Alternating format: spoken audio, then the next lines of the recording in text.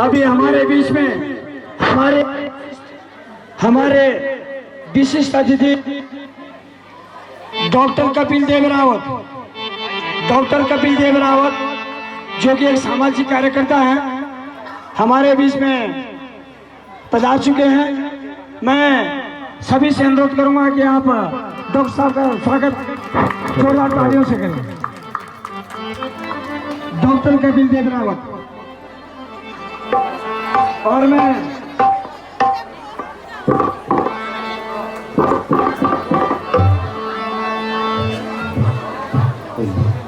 श्री दिनेश चौहान जी से अनुरोध करूंगा, हमारे बीच में जो एक सामाजिक कार्यकर्ता के रूप में डॉक्टर कपिल देव सिंह रावत, सामाजिक कार्यकर्ता नगर पालिका परिषद, मैं डॉक्टर कपिल देव रावत जी से अनुरोध करूंगा कि मंच पर आएंगे और अपने वक्तव्य रखने का प्रयास करेंगे। डॉक्टर कपिल देव रावत।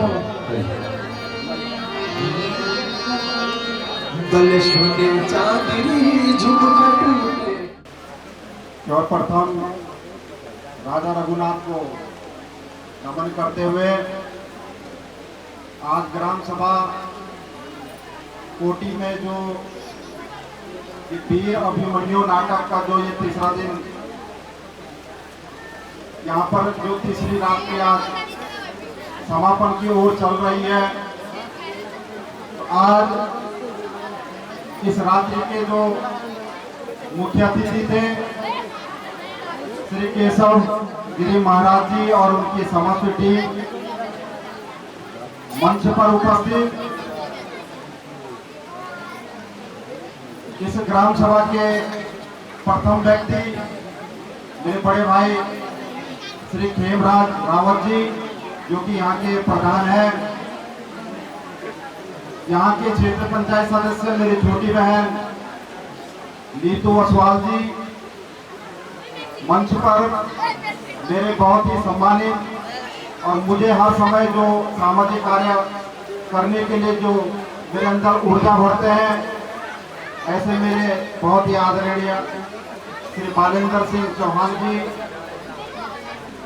उनके बगल में मेरे बहुत ही आदरणीय श्री लाइवर सिंह चौहान जी, मेरे छोटे भाई जो कि बड़कोट में मुझे हर समय मेरे साथ मेरा सहयोग और मेरे साथ कंधे से कंधे मिलाकर सामाजिक कार्यों में हर समय मेरे साथ आगे रहते हैं, ऐसे मेरे छोटे भाई नीरज रावत जी। इस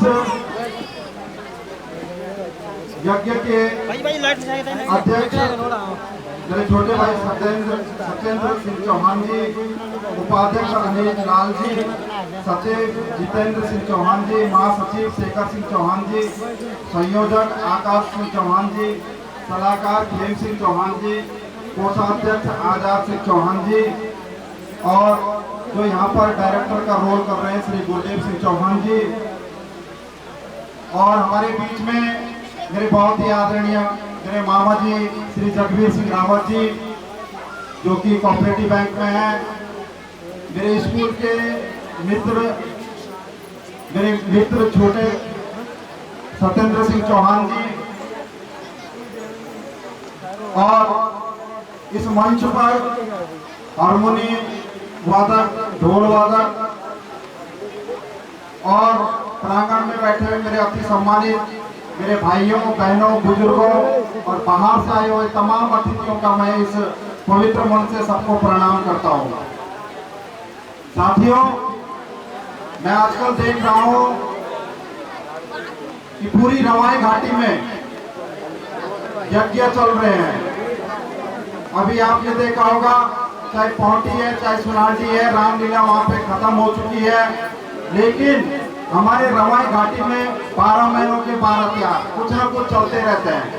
लेकिन हमने इनको केवल एक देखना ही नहीं है, बल्कि इन चीजों से हमने कुछ सीखना भी है, और सीखना इसलिए है कि ताकि हम इसको खुद सीखें और उसके बाद समाज में इसको लागू करें। क्योंकि देखो, ये जो जीवन है, ये मनुष्य का जो जीवन है बहुत अनमोल है, और अनमोल जीवन बार बार नहीं मिलेगा। मेरा आप सभी लोगों से निवेदन है कि हमें इस यज्ञों से कुछ न कुछ सीखना है। जैसे आप देख सकते हो वीर अभिमन्यु को ही आप देखो कि जिसने अपने माँ के कोख में 6 द्वारों की कहानी तो सुन ली थी, लेकिन जब तक 7वें द्वार की कहानी वो सुन रहे थे तब तक उनके माँ की नींद खुल गई थी। तो इस वीर बालक से भी हमने कुछ न कुछ सीखना है। तो इस टाइप के आज मैं समाज के अंदर हर गांव में जाते रहता हूँ, तो कई लोग यज्ञ कर रहे हैं, कई पाठ पूजा करते हैं, कई लोग बोलते हैं कि भाई हमें अच्छे कर्म हम करेंगे तो हम स्वर्ग जाएंगे, कई बोलते हैं हम अच्छे कर्म नहीं करेंगे तो हम नर्क जाएंगे। लेकिन मैं आपको इस पवित्र मंत्र से बताना चाहता हूँ कि स्वर्ग और नर्क मरने के बाद किसी ने नहीं देखा। अगर स्वर्ग और नर्क है तो वो यही है मेरे भाइयों, जो यहाँ पे अच्छा जी रहा है, अच्छा खा रहा है, अच्छे कर्म कर रहा है तो वो स्वर्ग में है। और मैं तो आज जब देहरादून में देखता हूँ तो जो माँ होती है, माँ से बढ़कर दुनिया में कुछ नहीं है। स्वर्ग नर्क तभी तो जाओगे जब माँ पैदा करेगी। तो मैं आप लोगों से एक निवेदन जरूर करना चाहता हूँ कि जिनके, अभी मामा जी ने भी कहा था कि जिनके माँ और बाप घर में अगर हंसते हुए देखे जाते हैं तो समझ लो उस घर में स्वर्ग है। मैं आप सभी लोगों से निवेदन करना चाहूंगा कि आज मैं समाज के अंदर जितनी भी जगह जाता हूं तो पुरुषों की अपेक्षा मुझे महिलाएं समाज में सबसे ज्यादा दिखती हैं। अगर आप लोग महिलाएं समाज में नहीं होती तो शायद हमारे समाज के जो रीति रिवाज है, हमारी संस्कृति है, वो सब अधूरे थे। तो मैं ये कहना चाहता हूँ कि आज हमें लक्ष्मी के पीछे भागने की जरूरत नहीं है। लक्ष्मी हमारे घर में है, पहले हमें अपने घर की लक्ष्मी को खुश रखना है, बाहर की लक्ष्मी स्वतः ही घर में आ जाएगी। मैं यहाँ पर पूरी कमेटी का अपने हृदय से आभार व्यक्त करना चाहता हूँ कि आप लोगों ने, मैं अभी फरी गांव में आया था, वहाँ पे उन्होंने मुझे आमंत्रित किया था और यहाँ से भी मुझे मेरे बड़े भाई मानेंद्र चौहान जी का भी फोन आया कि आप थोड़ी देर इधर आ जाओ। तो मेरा भी एक सौभाग्य ये है कि आज विकट परिस्थितियों में, देखो जब परिस्थितियां समान होती है तब तो हर कोई आदमी काम करता है, लेकिन विकट परिस्थितियों में जो आदमी काम करता है आगे वही लोग बढ़ते हैं। और आज मुझे यहाँ पर इतनी खुशी हुई कि आज विकट परिस्थिति है कि इतनी बारिश होने के बावजूद भी अगर ये फोटो बाहर के लोग देखेंगे तो वो भी चौंक जाएंगे कि इतनी बारिश में इतने लोग एक साथ अगर इकट्ठे हुए हैं तो निश्चित है कि यहाँ का जो यज्ञ आपका चल रहा है ये सफल होगा। मैं आप सभी लोगों से ये निवेदन भी करना चाहूंगा कि यहाँ पे मेरे युवा भाई हैं और मैं बड़कोट में रात दिन कई घरों में जाते रहता हूँ और अधिकांश लोग आजकल जो माँ बाप परेशान है वो अपने बच्चों को देख कर परेशान है। और मेरे युवाओं से भी निवेदन है कि नशे को थोड़ा सा दूर हटकर अपने माँ बापों के सपनों को थोड़ा आप साकार करोगे, क्योंकि एक माँ और बाप का जो सपना होता है कि मैं अपने बच्चों के लिए कुछ करूं, और बच्चा कुछ समाज के लिए कुछ करता है तो अपने माँ बापों का नाम तो रोशन करता ही है, लेकिन अपने माँ बापों के साथ साथ अपने समाज का नाम भी रोशन करता है। तो मेरे युवा साथियों से भी निवेदन है कि देखो भाइयों, वीर अभिमन्यु आपके सामने है, कुछ अच्छा करने के लिए उम्र नहीं होती है। आपके पास ये उम्र मिली हुई है, ये दोबारा नहीं मिलेगी। आपको हर समय अच्छा कार्य करना है ताकि हमारा समाज बदलेगा।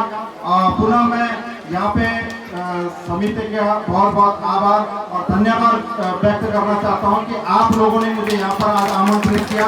और मेरा भी सौभाग्य है कि पूरे कोटी गांव के दर्शन मुझे एक मंच से सबके एक साथ हुए, इससे बड़ा मेरा भी क्या सौभाग्य हो सकता है। और आप लोगों के लिए भी एक आखिरी रात इसलिए है कि कल सब लोग कोई बड़कोट चले जाएंगे, कोई देहरादून चले जाएंगे। ये जो मौके होते हैं ये बहुत कम मिलते हैं। अगले बार जब ये दोबारा ये यज्ञ होगा तो कौन कहाँ रहता है, कौन क्या होता है, तो ये भी हमें एक सौभाग्य है। हमें भी अपनी जो संस्कृति है उसको संजो कर रखना है। आज अगर रवाई घाटी की पहचान, दिल्ली में भी आप जाओगे तो हमारी एक अलग पहचान है। आज हमारे ये मकान है, आप देख रहे हो ये मकान दिन प्रतिदिन हम बड़कोट की ओर जा रहे हैं, देहरादून की ओर जा रहे हैं, लेकिन वहाँ भी रहो पर जो हमारे पूर्वजों ने हमें जो देन दे रखी है इसको भी संजो कर रखना आप और हम सबका कर्तव्य है। क्योंकि आप कोरोना पीरियड में आपने देखा होगा कि हम चाहे दिल्ली रहे चाहे मुंबई रहे, पर कोरोना पीरियड में सबको अपने घर आना पड़ा। आखिर आदमी को अपने घर ही आना पड़ता है। हम लोगों के अपने पूर्वजों की संस्कृति को भी संजो कर रखना है, यही हम लोगों की पहचान है। ज्यादा न कहते हुए पुनः आप सभी लोगों का मैं अपने हृदय से बहुत बहुत आभार और धन्यवाद व्यक्त करना चाहता हूं। और अभी आगामी नगर पालिका के चुनाव बड़कोट में भी हैं। मैं 13-14 सालों से अपनी सरकारी नौकरी छोड़ के आप लोगों के सामाजिक कार्यों में लगा हूं और आप लोगों से मैं निवेदन करना चाहता हूं कि राजा रघुनाथ जी का आशीर्वाद होगा, अगर आप लोगों का आशीर्वाद होगा और इस बार अगर मुझे वहाँ पे कुछ करने का मौका मिलेगा तो निश्चित है कि आपके गांव में देखो आज आपका घर चाहे कितना ही सुंदर होगा, लेकिन जो सामूहिक जगह होती है वो सुंदर होनी चाहिए। बाहर का आदमी सामूहिक जगह को देखता है और मुझे अगर बड़कोट के अंदर मौका मिलेगा तो मैं आपको विश्वास देना चाहता हूँ कि देखो आपने आज तक देखा होगा कि नेता आते रहते हैं जाते रहते हैं, मैं कोई नेता नहीं हूँ। मैं आज भी आपको कहता हूँ कि कल भी किसी बहन का, भाई का, बुजुर्ग का कोई काम अगर मेरे लायक पड़ेगा तो मैं उसको कल करूंगा। मैं ये नहीं बोलता हूँ कि मैं बनने के बाद करूंगा।